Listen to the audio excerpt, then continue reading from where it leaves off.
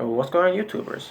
It's the Natural Born Thriller, and welcome everyone to WWE NXT Review, the show from November 13th, to say, 2019. They're at Full Sail University in Winter Park, Florida. You have Mauro Ranallo, Beth Phoenix, and Nigel McGuinness on commentary. So let's get right to the show. We open up the show with the NXT Cruiserweight Championship. We have Angel Garza, the challenger, versus Leo Rush.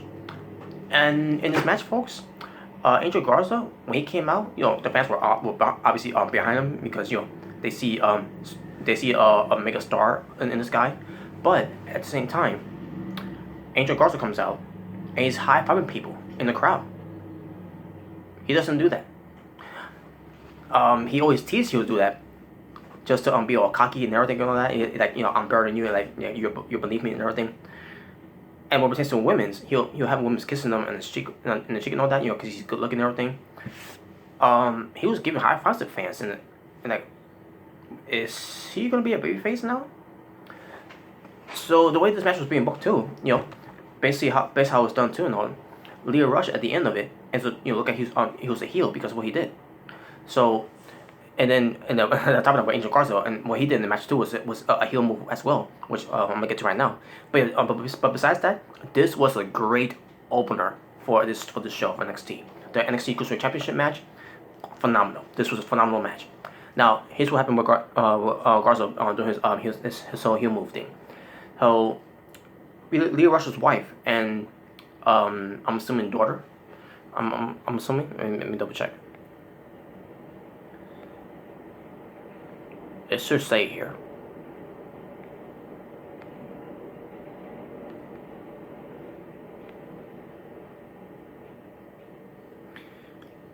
Yeah, I can't remember.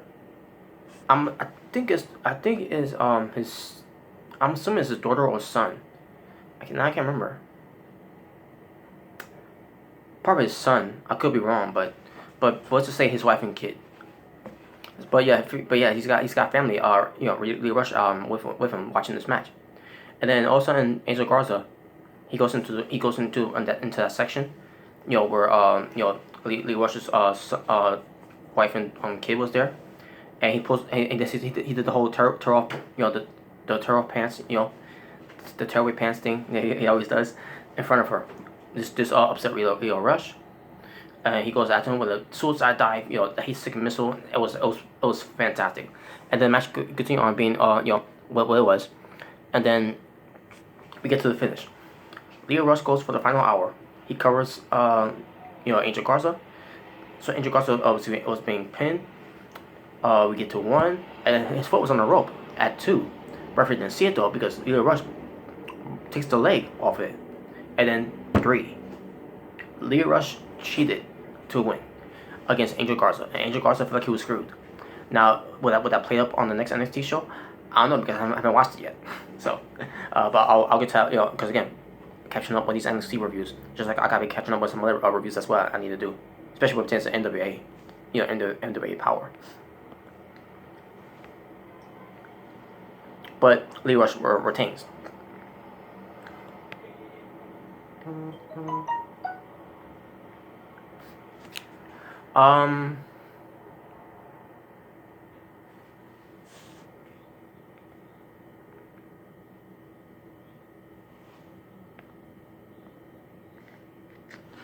I may have missed this part, by the way, folks. One second.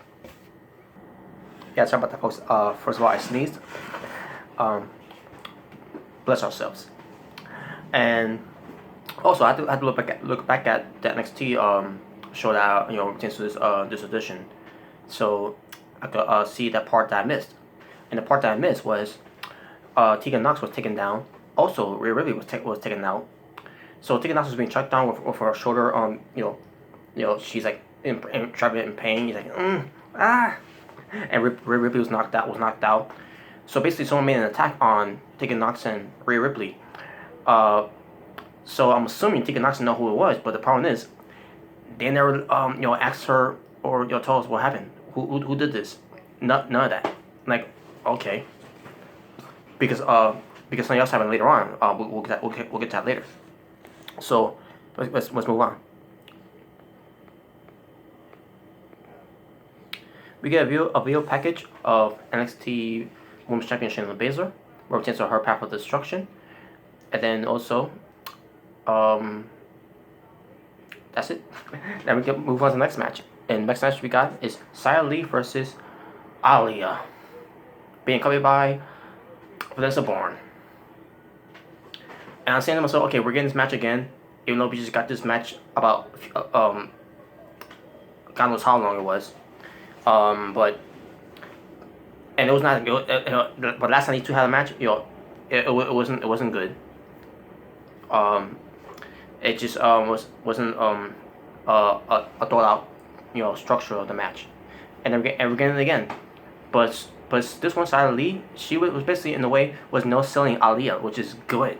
That's how since side of Lee with her training and everything and her background, she shouldn't be selling to someone like Aliyah who has no fine background. And then we get this stupid thing where Aliyah gets kicked in the face, I believe. I don't remember how it was done.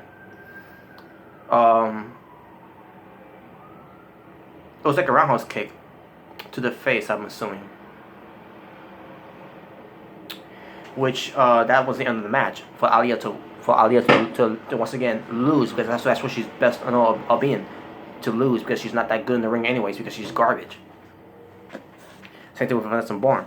But after the match, also we see Xia Li standing over Aliyah and Vanessa Bourne shaking on her, and then also we get a WWE doctor. This was forced right there, and then she's basically when she got kicked, in the match, she was covering her face and everything, Aliyah.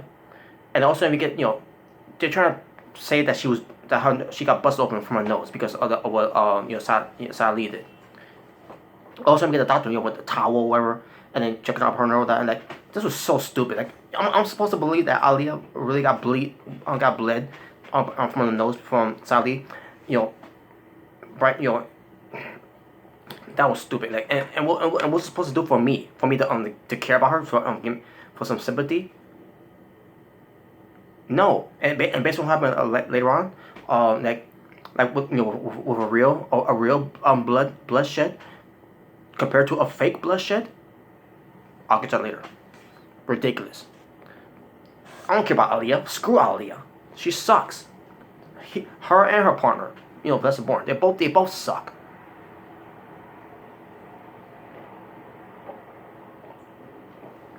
Excuse me. Tainara has a better chance on the main roster than those two pieces of trashes, but then again, WWE loves pushing pieces of trashes anyways. I mean, look at John Cena over the years.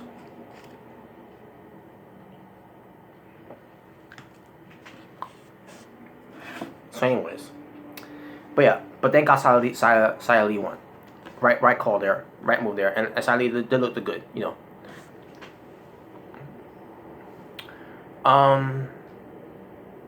Oh yeah, Finn Balor. He comes out. He takes the mic and says that this is it. This is now, this is NXT now. What happened to this? What happened to this place? What happened to the business? This business that he loved. He used to be proud of this place, but now it's a joke. Actually, Finn Balor, you're probably thinking about what happened to Monday Night Raw? What happened to SmackDown? What happened to those shows that used to be that means something that we used to love watching, and now it's a joke. I can't believe Finn Balor said that on NXT. Cause NXT is not a joke. It's not wrong with NXT. NXT is fine the way it is, without being behind the business decisions and trashes camera angles like what pertains to Vince McMahon and Kevin Dunn's part.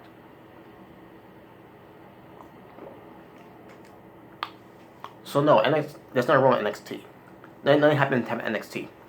If you mean NXT, if you mean what happened with NXT, NXT moved to a bigger platform on the USA Network, and with a 2-hour show, and it's great. It's amazing, phenomenal. Nothing wrong with it. But here's the reason why he said that, because he says Finn Balor talks about how Johnny Gargano was the heart of NXT. He was all the type of, he was all but hype. That's meant to say. And he built this place. Then a bunch of little boys moved in. And like, you're little too. Like, what is he talking? What is he talking about? He's little too. And talk about building the place. He wasn't the original guys of NXT. And I'm not talking about the Vince McMahon thing. I'm not talking about the Vince McMahon's NXT. I'm talking about Triple H's. The Triple H's, Dusty Rhodes, William Regal, Jim Ross, and whoever else was at the time.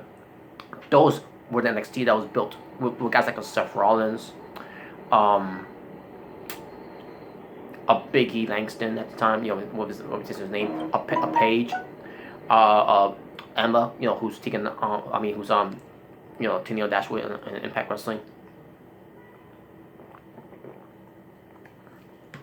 Sasha Banks, Charlotte Flair's, Bayley, Becky Lynch, just name a few. Adrian Neville, Sami Zayn, just name a few. Adrian Neville's who's Pac. Those guys, were the original ones, the original builders of NXT, and then Finn Balor came along. And then Hideo Itami came along, which, Kenta. So, yeah. It's just a cocky move that he said that, that. Also, and Matt Riddle attacks him. Matt Riddle goes after Finn Balor and all that. And also, this leads to Undisputed Era coming out and says wrong place, wrong time to Matt Riddle. Also, we get Tommaso Ciampa coming out, Keith Lee coming out to try to make this even in our thing. And then Keith Lee challenges Roderick Strong to a match, and we got officials coming out to to break to make sure there's nothing to happening, no more incidents and everything. So then we get to a match here: Keith Lee versus Roderick Strong. Good match. Holy next to the Cruiserweight Championship match between Angel Garza versus the champion Lio Rush, this was up there as a phenomenal match. Keith Lee and Roderick Strong, man, they. I don't remember if they had matches before coming to WWE. I'm assuming they haven't, but seeing this, it just never ceases to amaze me. You put people that you don't put in the ring, that have been in the ring that often, that, and then they soar to to give you great matches.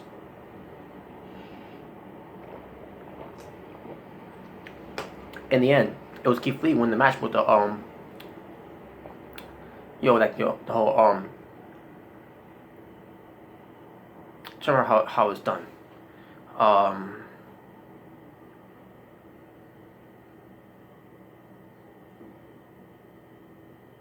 It was like picking him up and then giving him the like a jackhammer type of move, but that's how he won the match though. But by the way, it was a non-title match. It was not for the title. After the match, Undisputed Era goes to attack Keith Lee. Tommaso Ciampa comes for the save. And also at this point, I should also mention at this point as well, Finn Balor and Matt Riddle was fighting. And this was how during the match too, by the way. Undisputed Era tried to get involved. Undisputed Era got involved a little bit. Ciampa, Riddle came out there, and then Balor came out there. It was during to the tail end of the match. And then also, retains the Undisputed Era beating up on Keith Lee and Ciampa. Dominik Dijakovic comes out, and he makes a save, and he ends up being part of Team Ciampa. And then Keith Lee, extends his hands for a handshake to Dijakovic, and Dijakovic changes his hands. So I guess now Dijakovic is I guess for now he's a face until we see how it develops later on after War Games. But for now he's a face. He's teaming up with the faces against the heels for War Games, and also. What does that mean for Matt Riddle? Because Matt Riddle was supposed to be part of that team, but because the whole thing with Finn Balor, because originally it was supposed to be Johnny Gargano versus Finn Balor at War Games, NXT TakeOver War Games in Chicago. Plans changed because Gargano has got a neck injury he's got to take care of. I don't know if he needs surgery for it, but he's got a neck injury that needs to be rehab. But this is why Matt Riddle is now involved with this angle with Finn Balor. So yeah, and that means who's gonna be the one person now to be part of Team Champa against Undisputed Era for the men's War Games at Takeover War Games. We'll find out. Yeah, once I watch the final the final show of NXT before we get to Takeover War Games in Chicago. All right, then we get to Maria Shafir, um, Jessica Menduke, and Cancer Ray. Well, all three taken out, laid out. By who? We don't know. We still don't know who. And as I'm seeing Cancer Ray being checked on, I don't know if anyone picked this up. Scarlett Bordeaux was right there checking on Cancer Ray to see if she's okay. And then Triple H came in like, Triple H.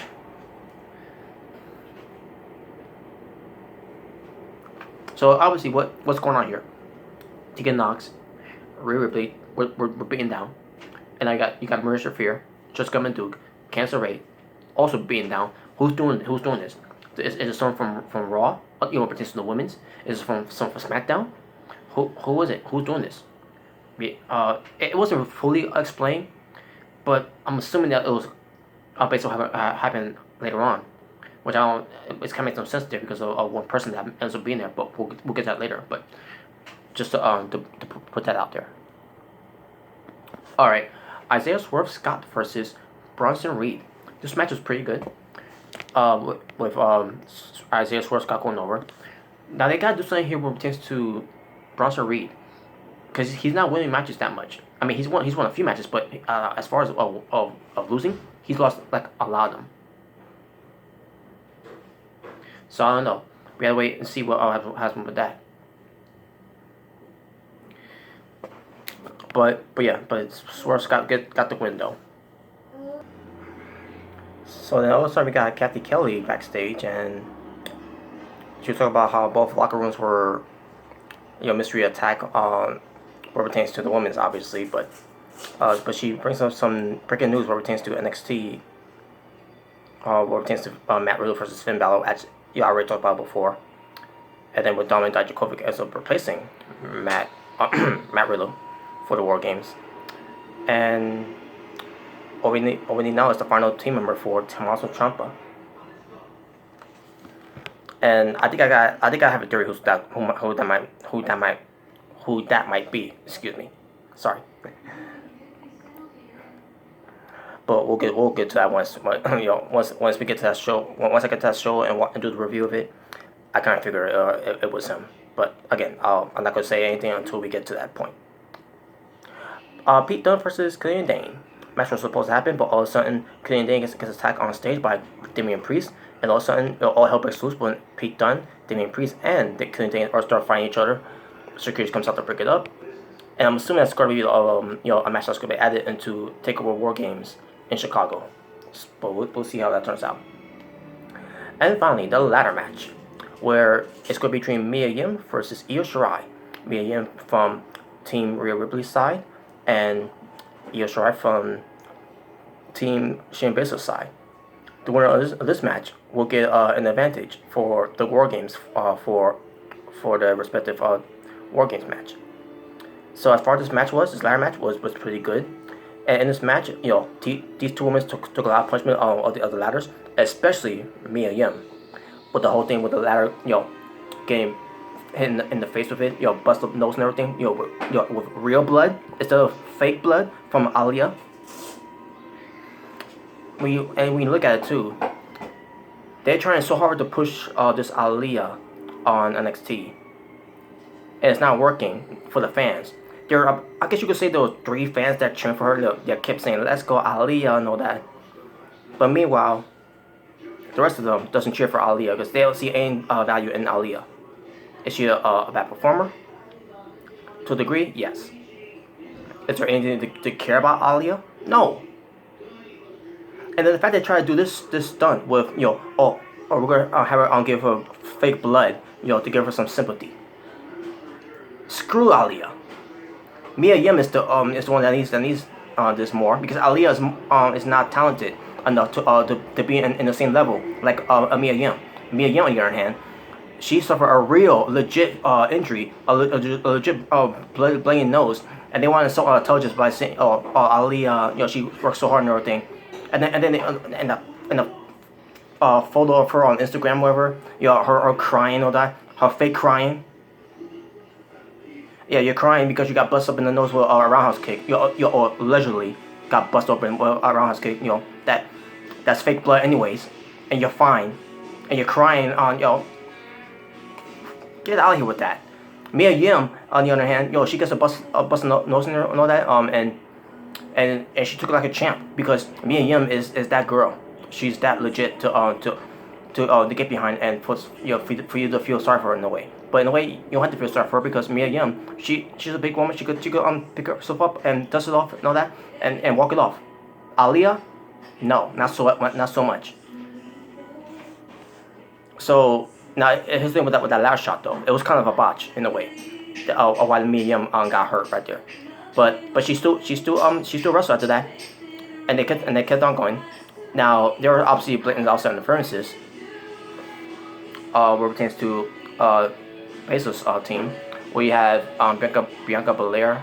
I think she came out if I'm not mistaken, because she wants her team, her side of the team to get the advantage.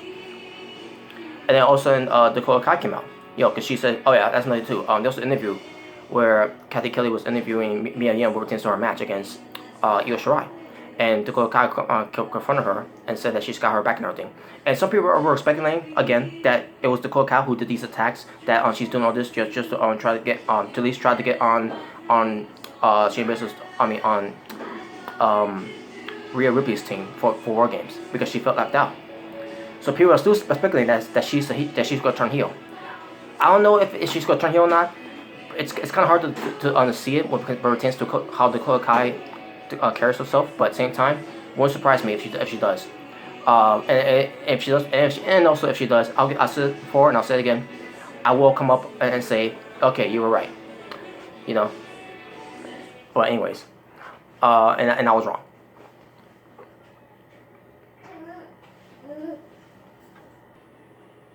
So yeah, back to this, where in this match, they want to get the advantage for War Games.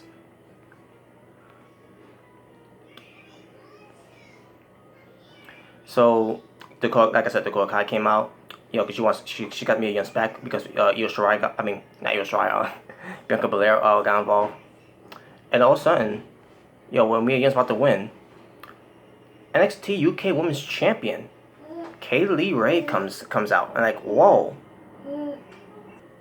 I'll explain after the video. So Kaylee Ray comes out. I'm like, whoa, I didn't see this coming. And no, my mind did not cross me thinking she was the one that was behind the attacks, because it makes no sense because she attacked Maria Shafir and Jessica Duke, pertains to Shayna Baszler. Really? And on top of that, she came out there to help Shayna Baszler to take out, Mia Yim. Just saying. Okay, so I didn't talk about this one part.